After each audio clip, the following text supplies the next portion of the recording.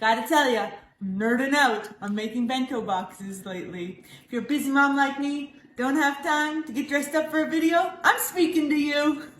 But these bento boxes are awesome. They're so much fun. All these little compartments, and all you do is fill it with kind of snacky food, just grab and go food from the cupboard or fridge, and they're simple to whip up and so fun. This one right here is the St. Patty's Day one that I made.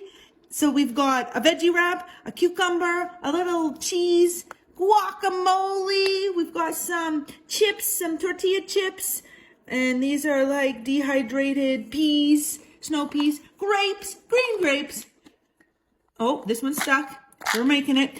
A cookie with spinach in it for green, and trail mix with green chocolate chips.